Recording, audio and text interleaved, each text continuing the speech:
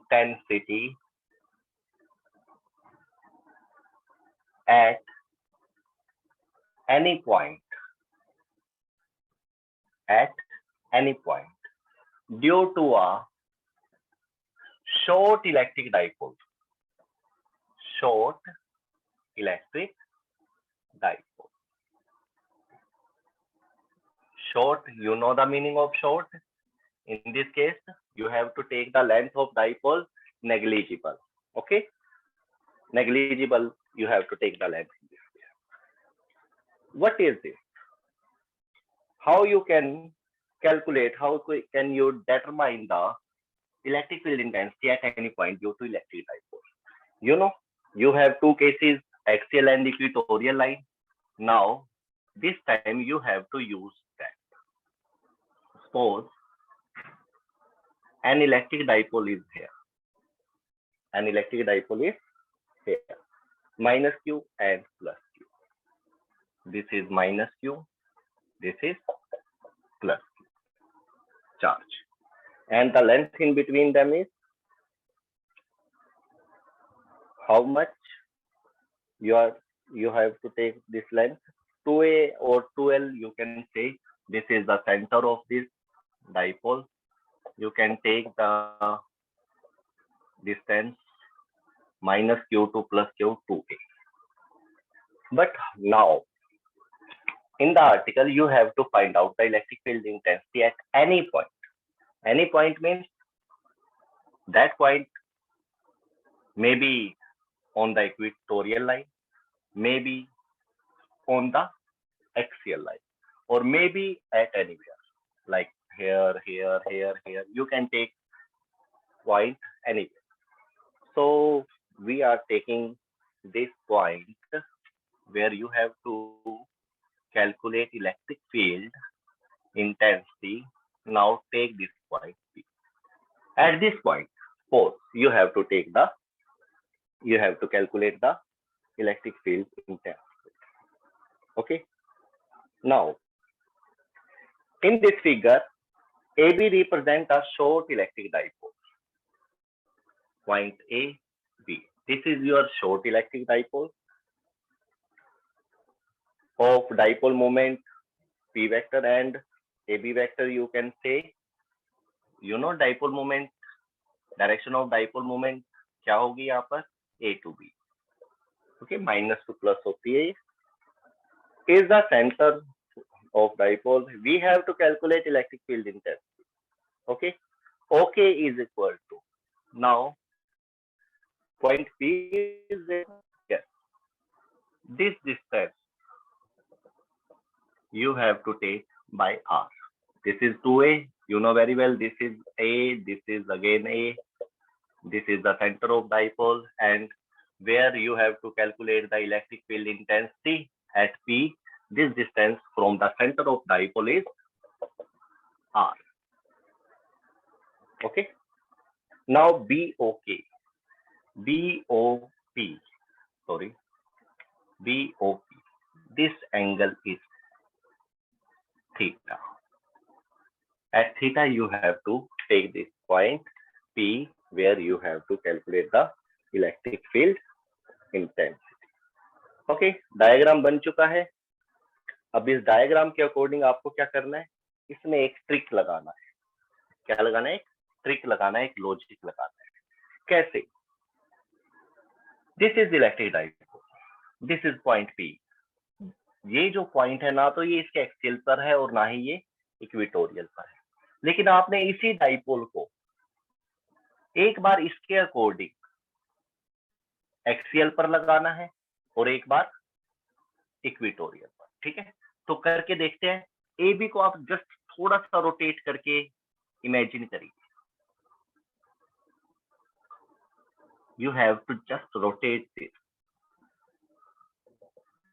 Dipole.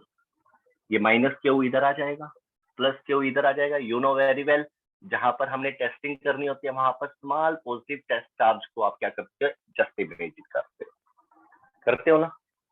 हाँ. तो इस तरह से अगर आप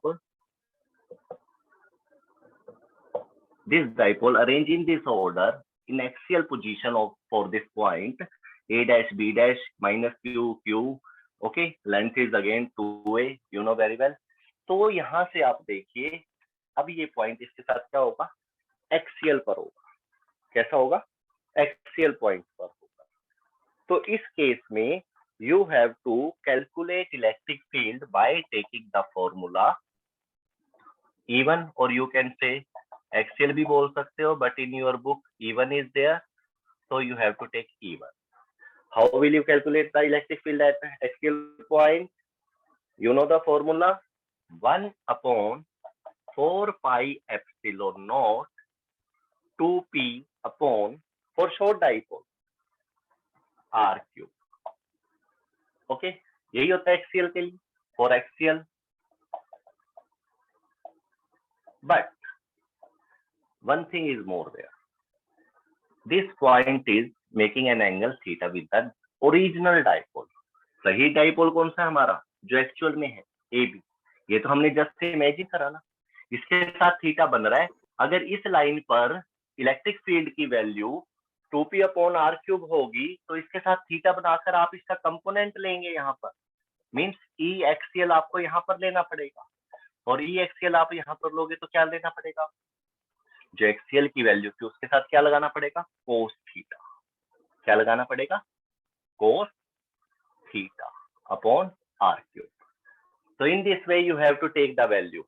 हमने क्या करा, इस डाइपोल को इसके साथ अरेंज करा एक्सियल में, लेकिन थीटा को नहीं भूलना आपने, उसका component you have to take.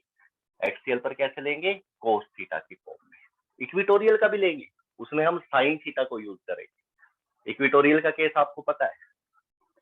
तो यहाँ पर आपका ये जो रिलेशन बना 1 upon 4 pi epsilon naught 2p cos theta upon r cube. Now the time of taking this dipole in this situation, so that this point should be at the equatorial position. अब ये बन गया equatorial के लिए. Now A double dash point का नाम दे दीजिए B. Just imagine, आपने इसी को पहले एक्सियल और नाउ इक्वेटोरियल पर चूज कर दिया. And you know very well, अगर एक्सियल पर करोगे तो इसका इलेक्ट्रिक फील्ड कहाँ बनेगा, कहाँ बनेगा इसका इलेक्ट्रिक फील्ड, इस डायरेक्शन में. ये ई एक्सियल देगा. और इक्विटोरियल का कहाँ बनेगा, माइनस वाला प्लस को क्या करेगा, अपनी तरफ खींचेगा, ये प्लस वाला प्लस को उधर फेंकेगा. ठीक है, और इनके बीच में यहाँ पर आपको ई इक्विटोरियल देगा, इलेक्ट्रिक फील्ड इक्विटोरियल पॉइंट पर. ठीक है, तो ये दोनों आपको मिलेंगे, एक एक्सियल पर और एक इक्विटोरियल पर. लेकिन कब, जब आप इसको एक्सियल पर और इसको इक्विटोरियल पर लगाओगे. तो यही पॉइंट इधर भी भाग सकता है इसकी वजह से, और इसकी वजह से ये इधर भी भाग सकता है. लेकिन हम दोनों का रिजल्टेंट लेंगे और क्या करेंगे, एक्चुअल रिजल्ट लेंगे अपना. इन दोनों के बीच में कहीं भी रिजल्टेंट आता है ना निकालना, ये दोनों क्या है, वेक्टर क्वांटिटी है, इन दोनों के बीच में. ठीक है, तो ये आपका हो गया पॉइंट. पॉजिटिव टेस्ट चार्ज को मैं यहाँ से रिमूव कर रहा हूँ. ये एंगल अल्फा के साथ होगा, ये थीटा देखो अलग अलग है दोनों के दोनों. Now your final electric field intensity will be in this direction. जरूरी नहीं है वर्टिकल अपवर्ड ही हो 90 डिग्री, कहीं भी हो सकता है. इन दोनों के बीच में, इन दोनों के बीच में जरूर 90 का एंगल है, because axial and equatorial point is there. Okay, तो यहाँ से आप क्या करेंगे अब. Now the second statement for equatorial 1 upon 4 pi epsilon naught, उसमें क्या होता था, p upon r cube, and component कौन सा, sine theta. This case for equatorial. आया समझ में, डायग्राम में ही है सब कुछ, वहां से इक्वेशन लेनी है. This is the mathematics of it, and you are doing article electric field intensity at an point due to short electric dipole, छोटा इलेक्ट्रिक डाइपोल. इसकी तो हमने लेंथ लेनी ही नहीं, इग्नोर कर दे. ओके, तो यहाँ पर आ जाएगी, ये दोनों के बीच में क्या है, 90 डिग्री एंगल. ये जो एक्सिस है ये यहाँ पर भी आपको शो करेगी, ठीक है। तो ये इक्विटोरियल हो गया, ये एक्सियल हो गया, तो ये रिजल्टेंट कैसे निकाल लेंगे आप? By Pythagoras, by Pythagoras. Pythagoras लगाइए, क्या थी Pythagoras? E1 square plus perpendicular square plus base square whole under. You have the value of both. Now put that 1/4 pi epsilon naught. You can take this value as k 2p cos theta upon r cube plus k p sin theta upon r cube whole square,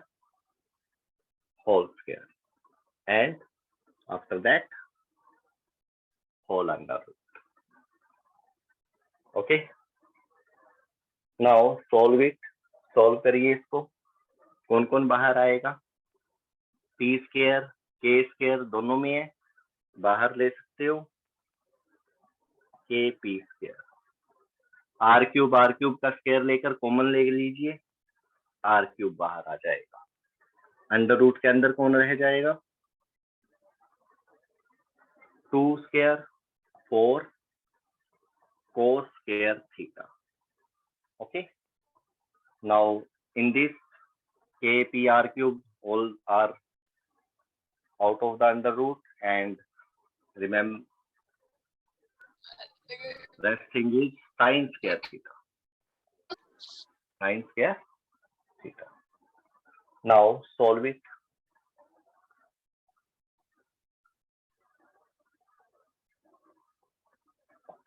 K p, sorry, not square, because p square after under root only p is there.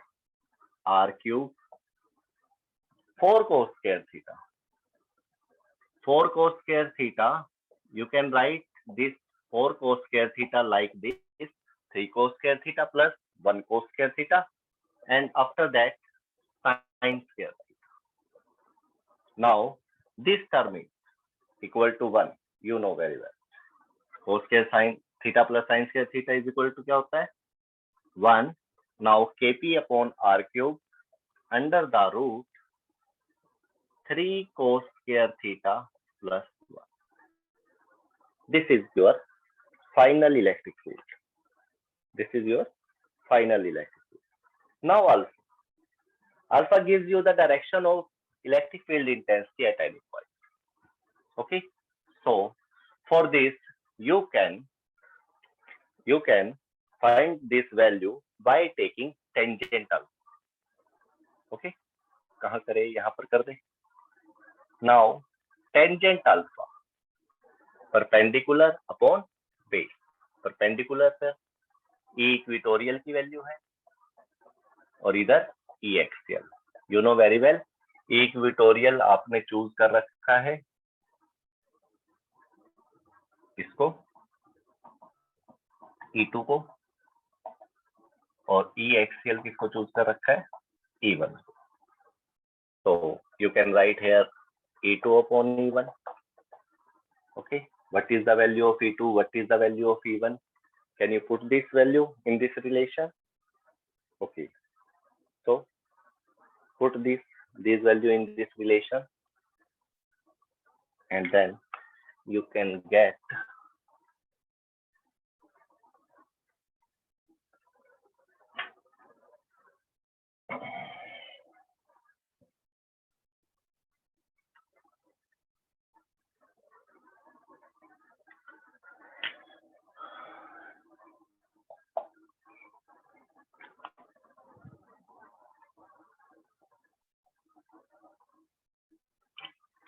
tangent alpha is equal to E2 upon E1. Tangent alpha, E2 की value 1/4 pi epsilon naught p sin theta upon r cube upon what is the value of E1? 1/4 pi epsilon naught 2p cos theta upon r cube. 1/4 pi epsilon naught से cancel, p2 p cancel, r cube to r cube cancel. Okay, now tangent alpha is equal to what is left now 1/2 2 बच गया यहाँ से, and sin theta upon cos theta is equal to tangent theta. So by this you can take the direction of electric field intensity at any point due to short electric light. Okay, चलो special case study करते हैं. Relation आपके पास आ गए, final answer आपका. This is final answer, this is direction. तो इन दोनों को छोड़कर बाकी सबको रफ कर लें.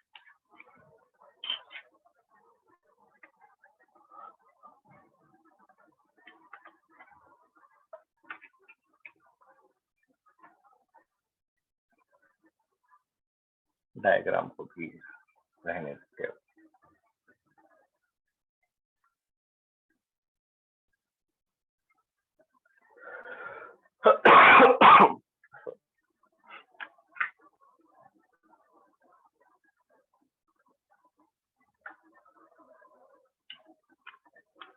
Special case, when the point P lies on the axial line of dipole,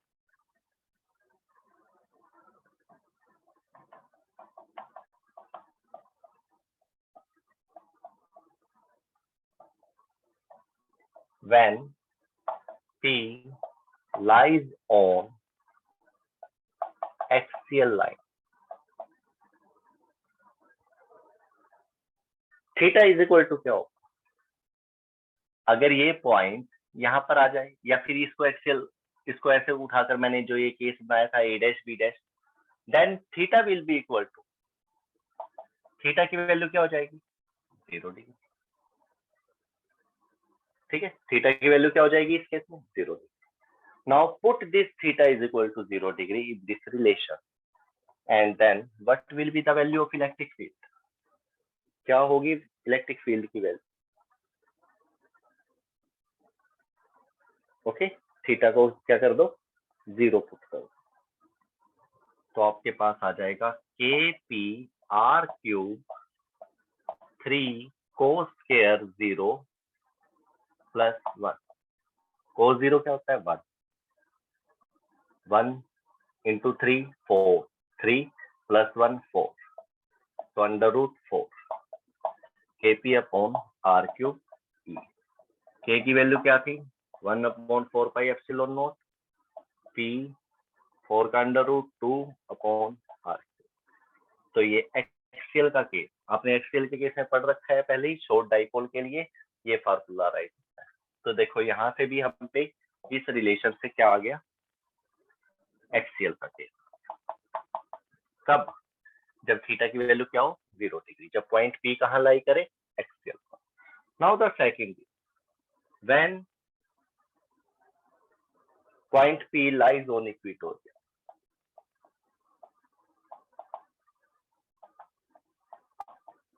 अगर इक्वेटोरियल लाइन पर लाई करेगा तो क्या होगा? थीटा की वैल्यू क्या हो जाएगी इसमें?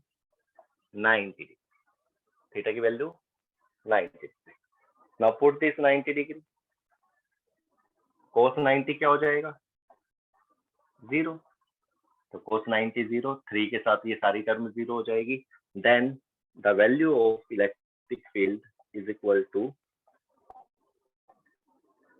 3 cos square 90 plus 1, and further solving this you can get 3 cos square 90 0 plus 1, 1 under root 1 1 होगा, and you can get the relation P upon R cube. And you can see this relation is for equatorial line. Okay, electric field due to an electric dipole, short electric dipole at equatorial point. तो in this way at any point से आप axial और equatorial को भी क्या कर सकते हो, बता सकते हो, समझा सकते हो। ठीक है, चलो नेक्स्ट आर्टिकल। इसके बाद नेक्स्ट आर्टिकल हमारा रहेगा पोटेंशियल एनर्जी को लेकर, potential energy of dipole.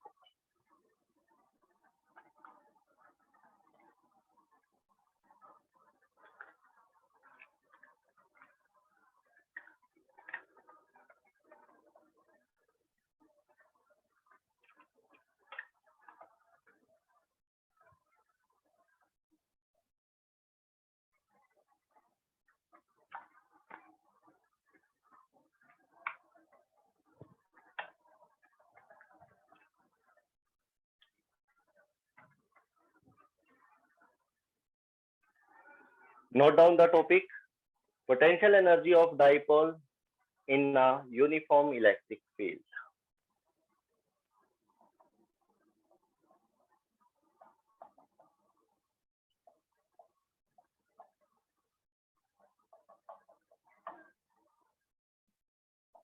Due to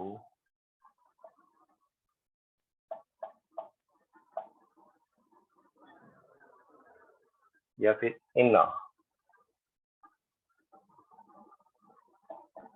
in an uniform electric field.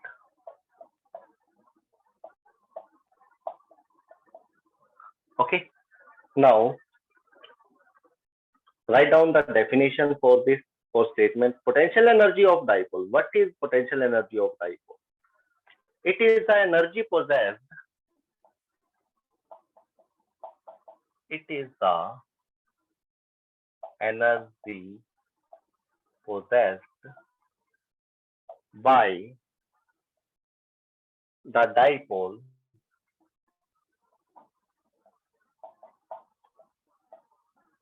it is the energy possessed by the dipole by virtue of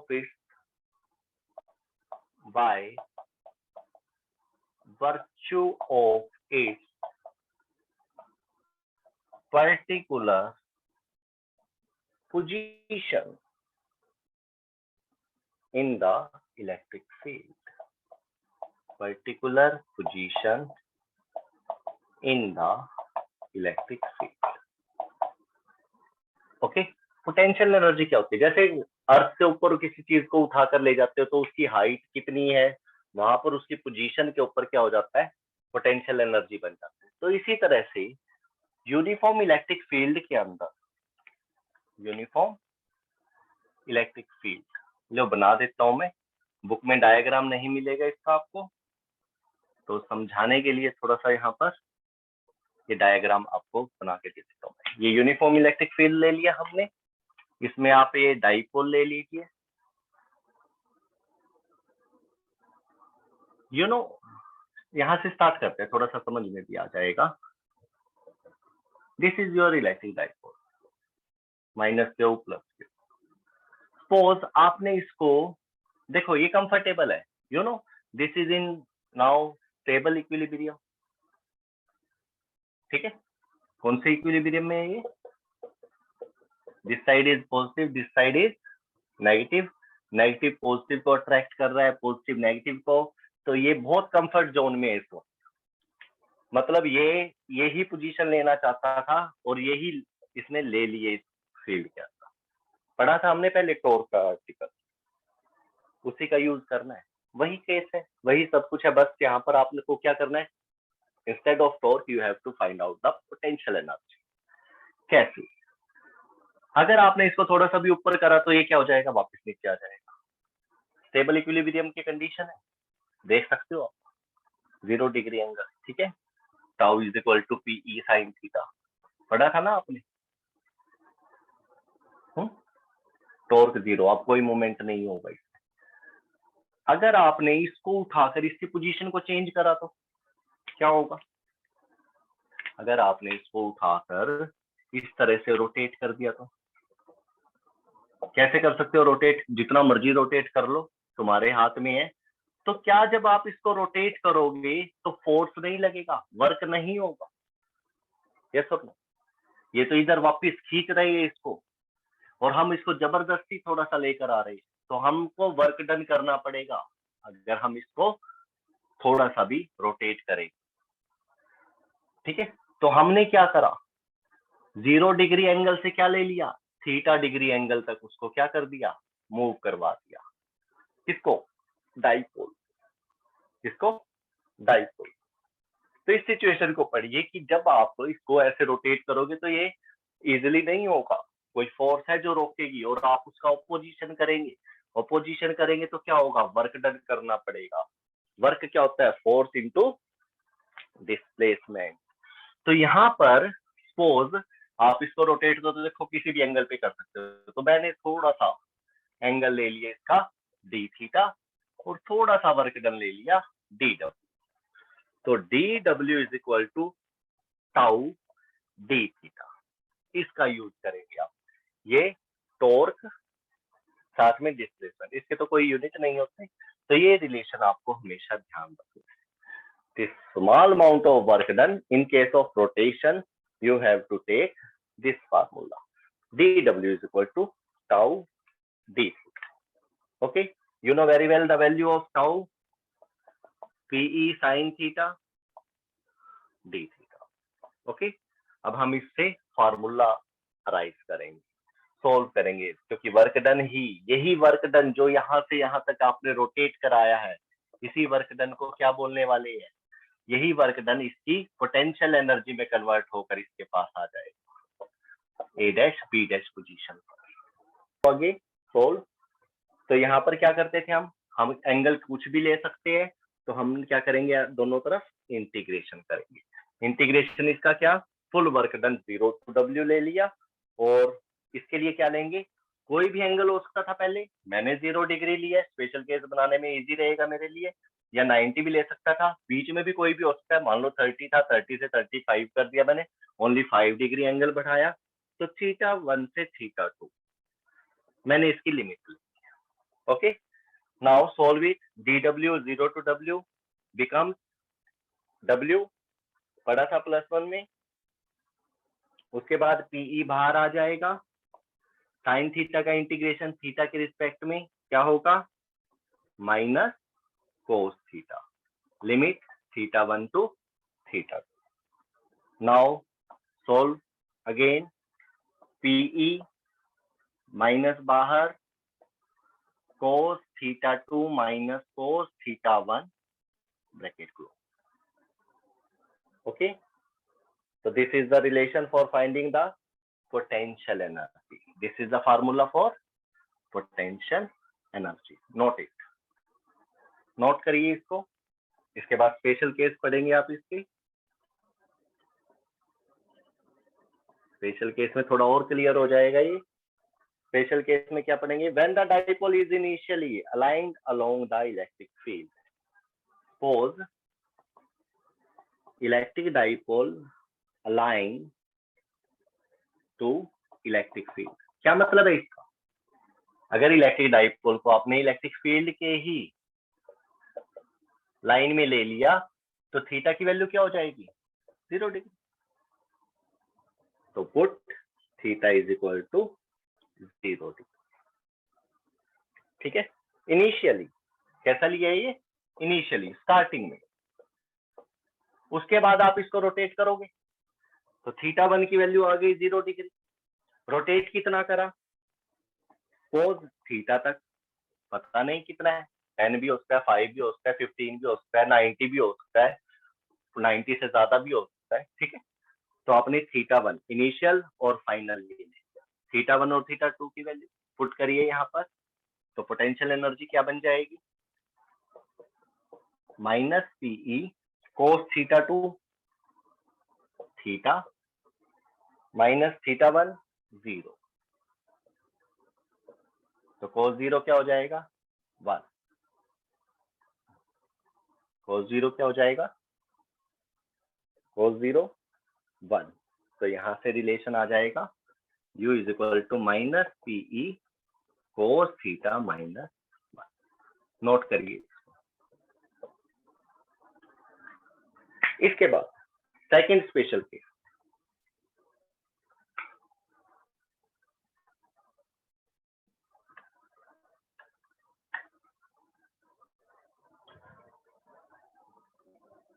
जो ये आपका डाइपोल है, अगर ये वर्टिकली अपवर्ड कर दिया जाए इस इलेक्ट्रिक फील्ड के साथ, सॉरी 90 डिग्री पर कर दिया जाए, परपेंडिकुलर कर दिया जाए, तो क्या होगा?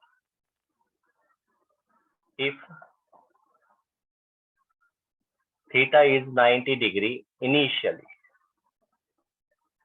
यानी कि थीटा वन की वैल्यू 90 डिग्री, उसके बाद 90 डिग्री से आप 0 पे लाओ, 10 पे लाओ, 30 पे लाओ, 40 पे लाओ, कहीं भी लेकर आओ, तो थीटा टू की वैल्यू क्या ले लिया था?